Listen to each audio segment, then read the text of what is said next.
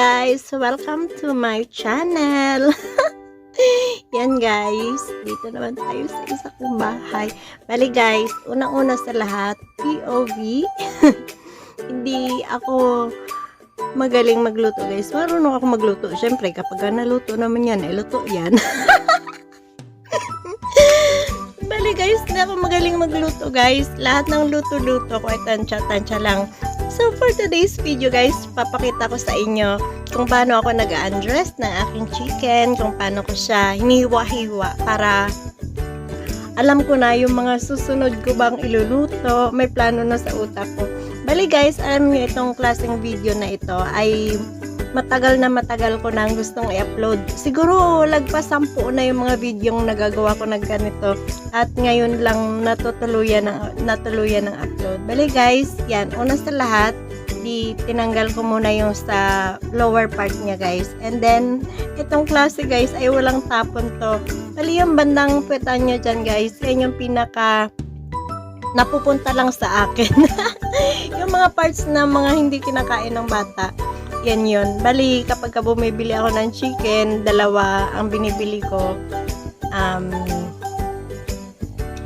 Para bihira kasi ako guys lumabas ng bahay. So, kapag lumalabas ako ay talaga namang bumibili na ako ng pang-konsumo namin kasi sobrang busy kung magpabalik-balik ako doon sa talipapa. Maraming talipapa dito sa loob ng subdivision namin guys. And fresh na fresh ang kanilang mga paninda araw-araw syempre kasi madalas naubos talaga. Bali guys, ayan, nililinis ko lang yung sa may bandang pitan.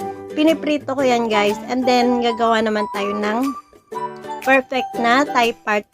Yung alam nyo kasi guys, yung aliw na aliw ako dun sa mga Thai part ng mga fast food like syempre sa Jollibee at sa McDo. Napaka-perfect no yung Thai part nila guys, no? Samantalang pag nagluto yung mga nanay natin ng fried chicken tapos yung Thai part hindi yun siya. Gusto ko guys yung rectangle. Bali yan, kapag buo naman na ganyan, ang ginagawa ko naman dyan ay yung ino-oven ko siya, yung roasted chicken, yung ganyan. Yung leg part, yung buong legs tsaka thigh magkasama, ganyan. Pero, mahina kasi kumain yung mga anak ko ng ulam. Bali, more on, sila, kami lahat, mas malakas kami kumain ng kanin kaysa sa ulam. Bali yan. So, hindi nila yan talaga nauubos. Bali yan, hihiwain natin dyan banda para maging rectangle yung ating Thai part. And then may buto yan siya guys. Ito-twist lang natin yan para mahiwalay natin yung joints ng Thai part dun sa leg part. Bali ayan may joints lang ngayon siya dyan. Napakadali lang yan kung masakto yung natin. Diba guys, napaka-perfect ng ating drumsticks. Bali yan ay i-fry natin kung ano ang ma-request ng mga bata. And then itong Thai part naman, pwede natin ito lagyan ng white sauce guys. Masarap kasi yun eh. And yung merong white sauce and then mushroom, masarap yung luto na ganun dyan sa Thai part. Kasi ang Thai part ay napaka-juicy at yun yung pinaka-favorite ko na part sa chicken. Ayokong, kunwari, kakain ako sa Jollibee kapag walang Thai part. Totoo guys, nawawalan akong gana. Kasi bago ako pumunta dun sa Jollibee, na-imagine ko na yung Thai part nag-juicy and crispy-licious and juicy-licious. Pero yan, dako naman tayo dito sa upper part ng ating chicken. Bali, ang una kong ginagawa dyan, pare-parehas itong ginagawa ko guys sa tuwing nag-undress ako ng aking chicken. Pare-parehas. Bali, tinatanggal ko yung kanyang wing part. Magtitira tayo ng konting laman para gagawin nating chicken lollipop naman yun. Kapag kasi itong talagang mga ulam na ito para lang to sa mga anak ko talaga. Bihira. Konting-konti lang yung mga kinakain kong ulam. And then, ayan guys, ulit, tinitwist lang natin and then kinakat natin yung dulo dyan, yung matulis na part. Ewan ko, nakasanayin ko na yan guys. Yan yung turo ng nanay ko dati na kinakat dapat yan. And then itong naman yung karugtong ng wing part, kapag gumagawa tayo ng chicken, buffalo wings, mga ganon, hindi na dapat ginaganyan. Pero since ang bala ko dito ay gagawin kong chicken lollipop, kapag ka madalian kasi kapag ka kunwari gusto lang ng bata, ganyan. And then, yan, gagawa tayo ng chicken lollipop. And then, ayan, lilinisin natin yung bone banda para maging parang handle siya. And then, sisimutin lang. And then, yung pinaka-handle niya dyan, guys, yun yung ibabalot natin ng foil kapag para may mahawakan yung bata kapag ginagawa natin yan. Kailangan din linisin para walang matitirang laman-laman. Yan. Bilog. Kapag nalagyan na yan siya, guys, ng breading, bilog na yan siya. Ganyan. Bali, kung makita nyo, binaliktad ko lang yung laman niya doon sa na nakadikit doon sa may buto. And then, binabaliktad lang yun. And then, yun, mukha na siyang lollipop. So, tinawag siyang chicken lollipop. Bali, guys, ayan. Sabi ko nga, hindi ako marunong magluto. Pero, never ko hinayaan yung iba na i-judge ako bilang mother. Totoo, guys, ang may pagmamalaki ko lang sa sarili ko, ang pinakasilbi ko, ang pinaka-important role ko dito sa mundo ay ang pagiging nanay ko. Sabi ko sa sarili ko, kahit hindi ako magaling magluto, alam kong tama itong ginagawa ko. Alam nyo, guys, kung bakit? Dahil napalaki ko yung panganay ko. Simula sa panganay pa lang, syempre, pag-usama na yung maliit. Pero yung time na, ay mag 20 years na, this April 10. So, napalaki ko naman siya mag-isa. Ako nag-alaga sa kanya. Syempre, diba? So, ibig sabihin, tama itong ginagawa ko. And guys, kapag tinitingnan ako ng iba, kung paano ako magluto, ganito lang daw, ganito rin. Totoo lang, guys, ha? Kapag kahit gaano man ka-perfect yung sinigang ninyo, compared mo sa sinigang ko, mas gusto ko pa rin yung lasa ng sinigang ko kaysa sa inyo. Ganun. Kasi diba, tayong mga tao, may kanya-kanya tayong taste. At yung, kunwari, gumagamit kayo ng pamintang buo para sa sinigang at sa nilaga. Ako hindi, guys, crack ang gagamitin ko. Kasi para sa akin, mas malasa yung crack kasi na-crack na siya. And then, habang kumukulo siya, parang na-dilute pati yung mga powder niya doon sa sabaw. So, yun. Iba-iba tayo ng way. Bahala na si Batman. Basta, kapag nagluluto ako parati ng ulam, ay masyado siyang malasa.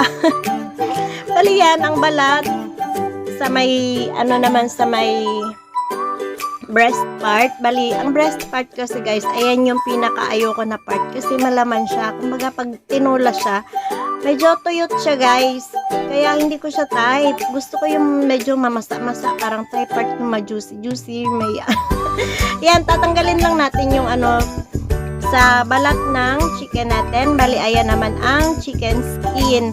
Bali, ayan ang part na napupunta sa akin. Yung mga extra. Yan. Kasi, hindi rin ako masyadong mahilig sa ulam. Kapag yan. Mas maraming kanin ang nakakain ko. Kapag matawag dito? Kumakain ako, mas marami. Matakaw ako, pero kahit gaano pa kadaming ulam sa harapan ko, as in parang tikim-tikim lang talaga siya. And then, ito naman tatanggalin natin yung pinaka-neck, chicken neck. Ayan. Ipa-fry din natin itong kanyang part na chicken neck. Bali, syempre, hindi na naman yan sa mga bata.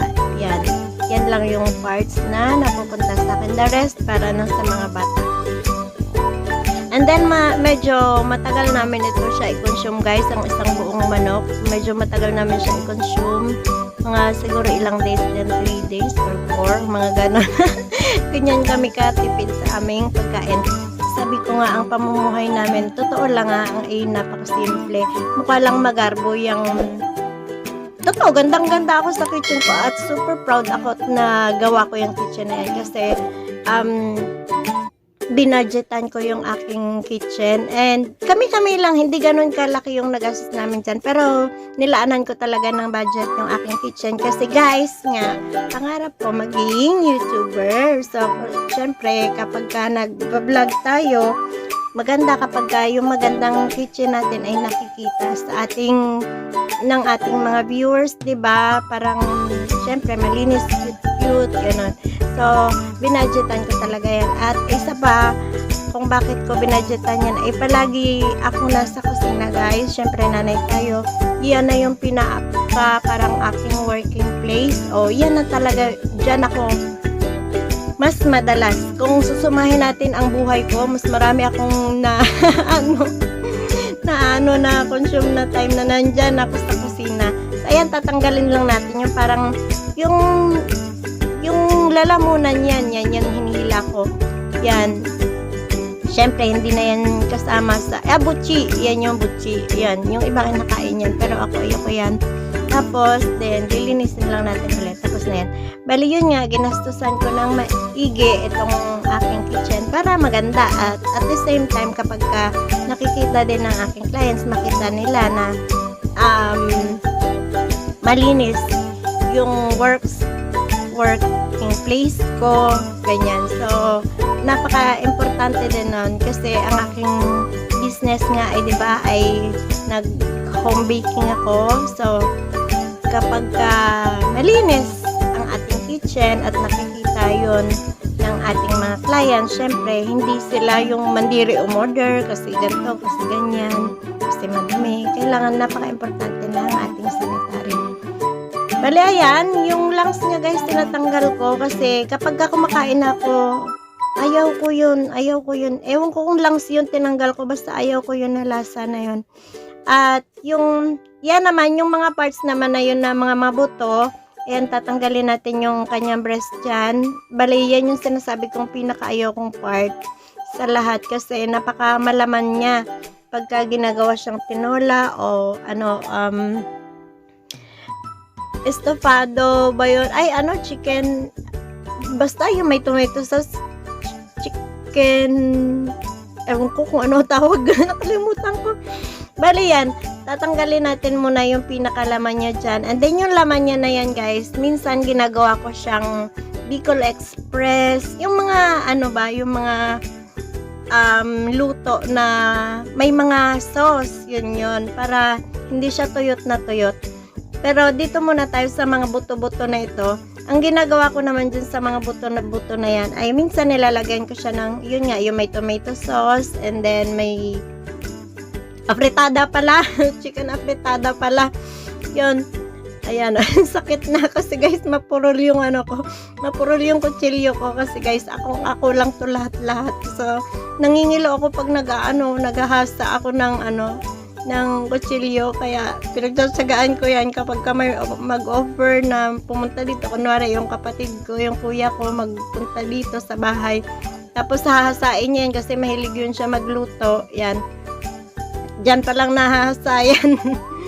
Yun, mapurol nga ang aking mga kutsilyo, pero pinagtsatsagaan, pwede na yan, go na yan. Bali yan, niluto ko siya today. Naging tinola na yung mga buto-buto na yon. Kanina niluto ko siya. Ay, upload ko rin yan, guys. Bali, ito nga, yung breast part. Yan, hatiin natin yan yung kanyang... Bali, paninipisin natin yan siya, guys. Bali, ang ginagawa ko naman dito ay yung chicken cordon bleu. Kasi paborito din yun ng mga bata. Kasi diba cheesy siya. So, patok na patok sa mga bata. Pero this time, hiwa-hiwain ko yun siya, guys. Kasi gagawin ko siyang chicken strips. At syempre, naluto ko na yan kagabi yung chicken strips. Na-upload ko na din sa shorts. Ayan, guys. Hiwa-hiwain lang natin. And then, ang ating chicken strips, guys, ay napulo yung tiyan ko, gutom na naman ako. Tinitimplahan ko na yan, nire-ready ko na, and then nilalagay ko yan siya sa freezer. Nilalagay ko siya sa freezer kasi umaabot yun siya ng, sabi dun sa napanood ko pwede daw umabot ng 3 months, pero dahil small amount lang to, hindi naman to naaabot ng 3 months kasi hindi din ako nagbibili ng sobrang pagkain kasi totoo naman maliban sa yung iba na yung lasa guys, hindi masarap kapag matagal ng frozen sa ref. Kahit nasabi natin, oy safe pa yan, safe pa yan. Hindi, iba lasa niya kapag nagtagal sa ref. Kaya pa konti-konti lang. Maximum na itong tigdalawang chicken na binibili ko palagi. Pero this time, isa lang tong binili ko para yun nga, kasi wala naman din ako masyadong ginagawa ngayon. Sabi ko nga, napakatumal ng cakes ko ngayon. So, meron tayong oras maski magpabalik-balik tayo. So, yan na. Tapos na yan siya, guys. Ayan na yung sinasabi ko na tinimplahan ko siya at i-store na natin siya sa freezer. Ayan. Bali, yan ang iniiba-iba ko na yan siya, lahat ng parts, para kapag nagluto tayo, yung hindi yung lahat itotoong natin. Yon. So, yan lang guys. Thank you so much for watching. Thank you guys. God bless. See you again next time. Bye!